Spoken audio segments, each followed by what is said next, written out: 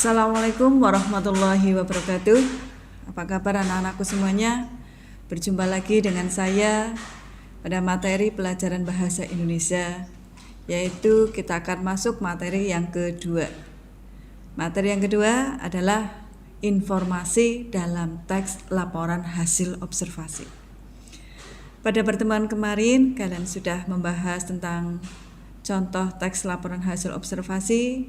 Selanjutnya, informasi apa saja yang ada di dalam teks hasil observasi.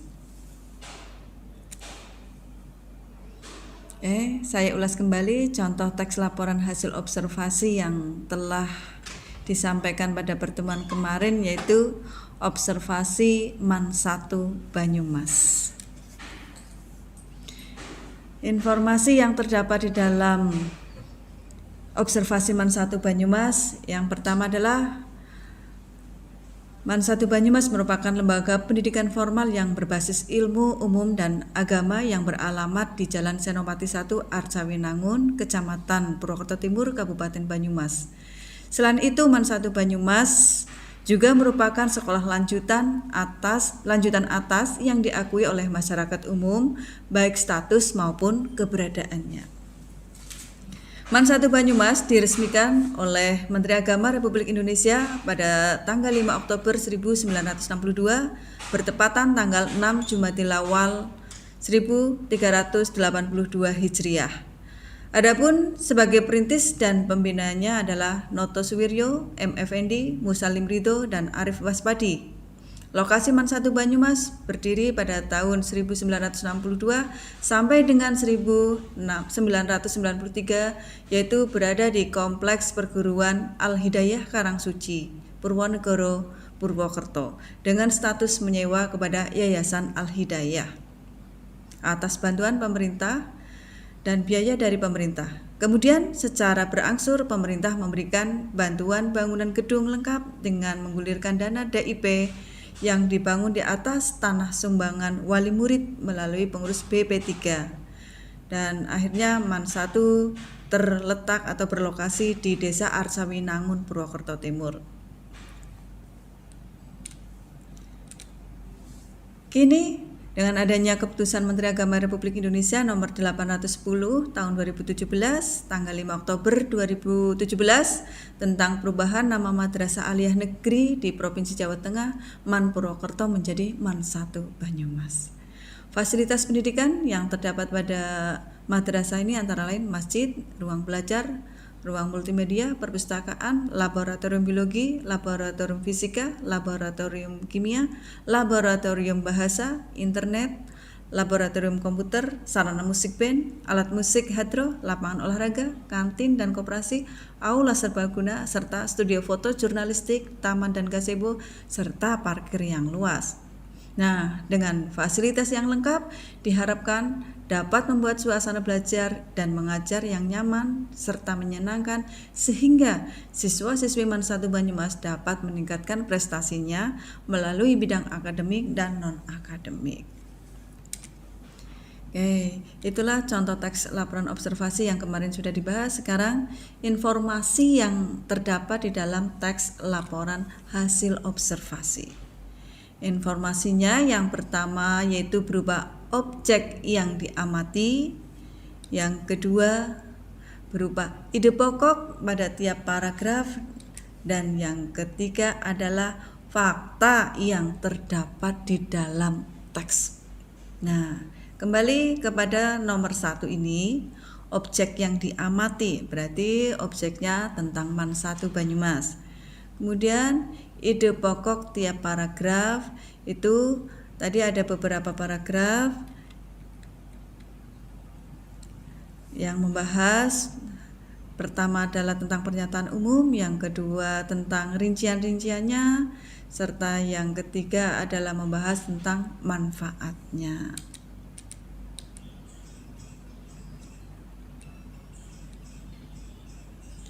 Kemudian fakta yang terdapat di dalam teks laporan hasil observasi, fakta itu berupa kenyataan yang ada Jadi kenyataan yang ada di dalam observasi MAN 1 Banyumas itu tidak mengada-ada. Ini secara fakta dan secara nyata tertulis di dalam undang-undang maupun di dalam dokumen di Madrasah Aliyah MAN 1 Banyumas ini. Itulah informasi yang terdapat. Selanjutnya kita akan menginterpretasi teks laporan hasil observasi. Baiklah, ketika kita akan menginterpretasi, apa sih yang dinamakan interpretasi? Interpretasi yaitu tafsiran. Kalian semua akan diajak untuk menafsirkan teks laporan hasil observasi. Apa saja yang ditafsirkan? Yang pertama berupa ringkasan dan yang kedua berupa simpulan. Baik, kalian sudah tidak asing lagi bagaimana cara meringkas. Ringkasan teks hasil observasi, ringkasan teks hasil observasi adalah merangkai pokok-pokok pikiran menjadi satu dengan tetap memperhatikan urutan isi bagian. Itu jadi ketika kita meringkas hanya mengambil bagian-bagian penting saja di dalam teks. Tidak hanya meringkas, kemudian interpretasi yang kedua adalah membuat simpulan teks. Nah, bagaimana caranya membuat simpulan teks hasil observasi? Yang pertama adalah harus menyusun teks berdasarkan pemahaman dan penalaran kalian terhadap keseluruhan isi teks. Jadi intinya begini, kalau ringkasan kalian itu hanya mengambil pokok-pokok pikiran pada tiap paragraf, ya. Dan ketika menyimpulkan, kalian mengambil pokok-pokok pikiran tiap paragraf berdasarkan pemahaman kalian, kemudian dirangkai menjadi satu. Nah, ini ada perbedaan dalam ringkasan dan ada dalam menyimpulkan. Jadi, ketika kita meringkas harus kembali atau mengambil kepada ide pokok tiap paragraf. Tetapi ketika menyimpulkan itu berdasarkan pemahaman dan penalaran pembaca. Itulah cara meringkas dan cara menyimpulkan. Bisa dipahami? Iya. Yang keempat, penutup atau simpulan.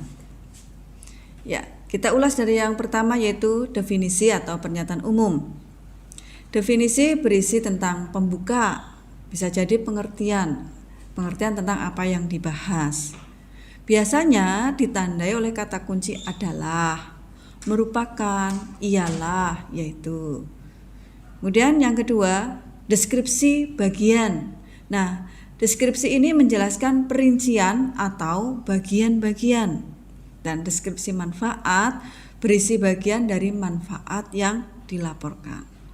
Sedangkan penutup atau simpulan ini berisi perincian akhir teks yang bisa berupa tanggapan teks atau lainnya. Nah, di sini ingat, penutup atau simpulan bisa bersifat opsional. Artinya boleh ada, boleh tidak ada.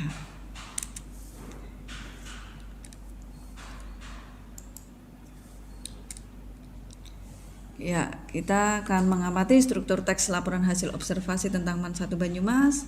Ya, ini bagian bagian definisi atau pernyataan umum. Ini ditandai oleh kata merupakan. MAN 1 Banyumas merupakan lembaga pendidikan formal. Ini adalah kata kunci yang diacu sebagai kata pengertian atau pembuka. Itulah definisi umum. Kemudian yang kedua, deskripsi bagian. Nah, di sini sudah membagi-bagi apa saja yang dibagi di dalam teks laporan hasil observasi MAN 1 Banyumas. Yang pertama adalah tentang peresmiannya, diresmikan oleh Menteri Agama. Kemudian yang kedua, pendirinya, yaitu ada 4 orang. Dan yang selanjutnya yaitu lokasinya atau kompleksnya.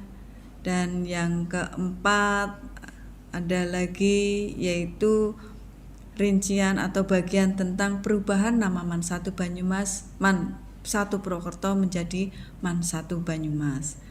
Kemudian selanjutnya rincian tentang fasilitasnya ada masjid, ruang belajar, multimedia, perpustakaan dan sebagainya.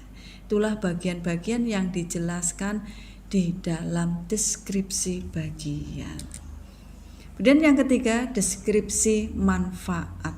Manfaatnya ini dengan fasilitas ya, ini menjelaskan manfaat fasilitas. Diharapkan suasana belajar dan mengajar menjadi nyaman serta menyenangkan, serta dapat meningkatkan prestasi siswa melalui bidang akademik maupun non-akademik.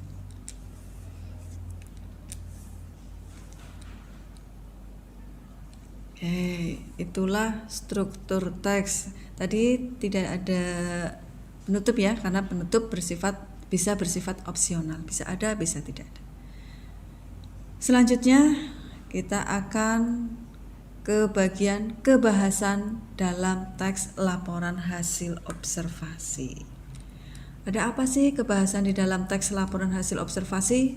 Yang pertama ada pernyataan umum, yang kedua afiksasi, yang ketiga kalimat definisi dan kalimat deskripsi, dan yang keempat adalah kalimat simpleks serta kalimat kompleks. Kita ulas satu persatu. Kalimat definisi atau pernyataan umum. Nah, di dalam kalimat definisi atau pernyataan umum ini ada kata yang perlu diidentifikasi, dimengerti, yaitu kata benda dan frase benda. Nah, sebelum ke kata benda dan frase benda, kalian harus memahami kata kunci satu persatu. Yang pertama itu tentang kata. Apa sih itu kata? Kata adalah bahasa terkecil yang bersifat bebas. Contoh, lembaga. Ini satu kata tetapi memiliki makna. Itulah kata. Sembarang kata, yang penting kata itu terdiri dari suku kata atau dua suku kata lebih yang memiliki makna. Kemudian apa yang dinamakan frase? Frase adalah kelompok kata yang memiliki satu makna. Jadi karena kelompok kata berarti lebih dari dua kata. Contoh, lembaga pendidikan. Ini ada dua kata tetapi memiliki satu makna. Itu ada kata, ada frase. Selanjutnya nomina. Nomina adalah kata benda. Wah, ini kata benda itu macamnya banyak sekali. Tadi yang dicontohkan di dalam teks banyak sekali kata benda yang ditemukan, antara lain gedung, masjid, dan lain sebagainya. Selanjutnya ada verba. Verba adalah kata kerja. Kata kerja yang di dalam teks tadi ada kata menyewa, ada kata memberi, dan lain sebagainya. Masih banyak. Selanjutnya ketika kita membahas nomina, ada verba, kita akan masuk kepada frase nomina. Apa sih itu frase nomina? Frase nomina berarti gabungan kelompok kata benda. Ulangi, gabungan kelompok kata benda.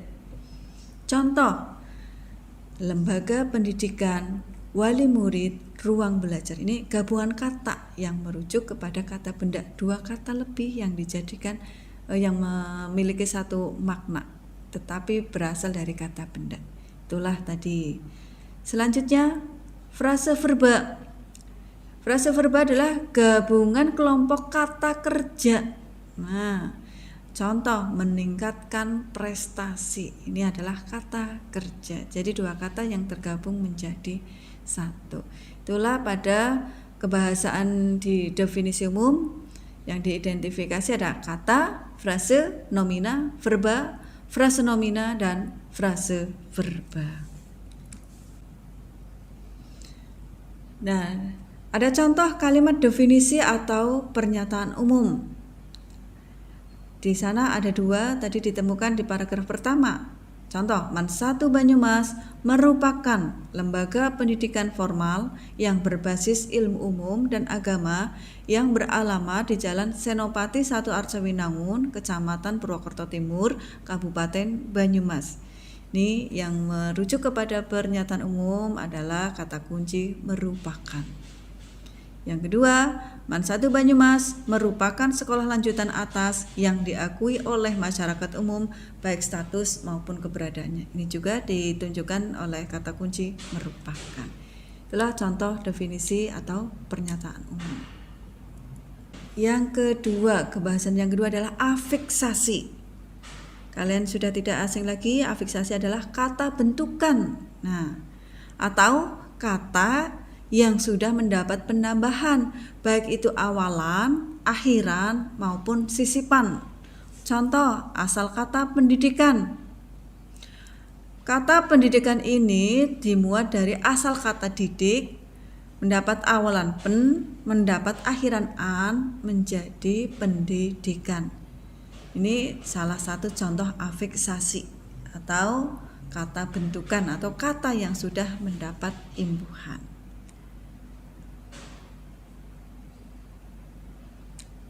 Ya, kita masuk kepada kebahasan yang ketiga, yaitu kalimat definisi dan kalimat deskripsi. Contoh kalimat definisi tadi hampir sama, karena yang didefinisikan ada kata kunci merupakan, ya, adalah, ialah, yaitu. Ini sudah kita temukan. Contoh di paragraf 1 adalah kata kuncinya merupakan. Itu mendefinisikan tentang MAN 1 Banyumas. Nah, selanjutnya contoh kalimat deskripsi. Ini kalimat deskripsi itu adalah kalimat yang menggambarkan, memaparkan. Contoh, dipaparkan apa saja?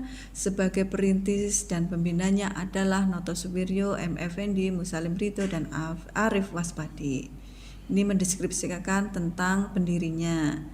Kemudian contoh yang kedua, mendeskripsikan tentang fasilitas pendidikan yang ada, antara lain fasilitasnya masjid, ruang belajar, dan lain sebagainya. Itulah kalimat deskripsi.